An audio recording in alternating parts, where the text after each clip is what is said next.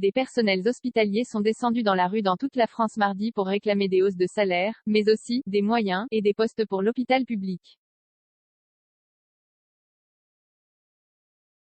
À Paris, quelques 3000 personnes selon la CGT sont parties de l'hôpital Cochin, 14e arrondissement, pour rejoindre les Invalides derrière une banderole, ensemble pour obtenir de meilleurs salaires et l'amélioration de nos conditions de travail.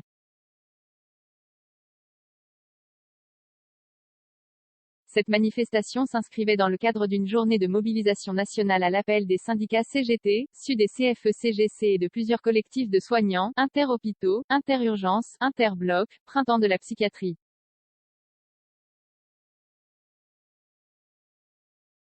Le Ségur de la santé, qui s'est traduit par des hausses salariales et des investissements, n'a rien réglé, a estimé auprès de l'AFP le secrétaire général de la CGT, Philippe Martinez, évoquant des personnels hospitaliers harassés.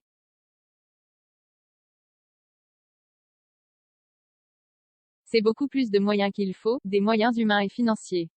Et il faut arrêter de fermer des lits, a-t-il souligné. Dans le cortège, les ballons rouges de la CGT étaient nombreux, les drapeaux de Sud plus rares. Une minute d'applaudissements pour les soignants, tombés en burn-out. À Bordeaux, la manifestation a réuni environ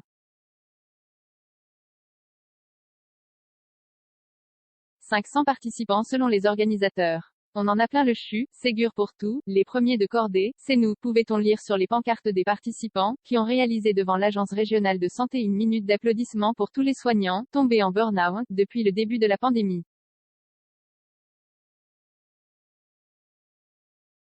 Pour Hakim Cherifi, médecin urgentiste à l'hôpital bordelais Saint-André, l'hôpital public a souffert de 20 ans de politique comptable, et a besoin de plus de moyens, pour ne pas mourir.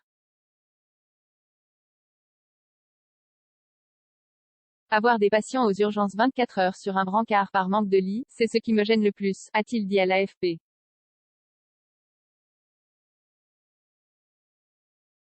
Partout, les manifestants ont dénoncé la charge de travail de plus en plus lourde, à l'instar de Charlène Germain, manipulatrice au CHU de Brest, rencontrée parmi les quelques 300 manifestants qui ont défilé dans la ville mardi matin. L'activité a augmenté, mais les effectifs n'ont pas augmenté, explique-t-elle.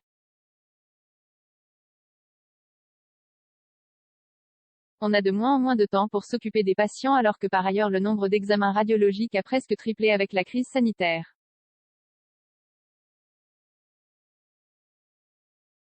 Ce qu'on ressent va au-delà de la fatigue, c'est de la lassitude. Parmi les manifestants, certains dénonçaient aussi le fait d'être exclus des revalorisations du Ségur de la santé, à l'instar d'Anthony Valadon, 48 ans, et de soignants dans une association qui défilait à Paris. Dans notre établissement, 50% des personnels ont été exclus du Ségur. Les métiers du soin vont avoir les 183 €, mais pas les métiers de l'accompagnement ni les personnels non qualifiés.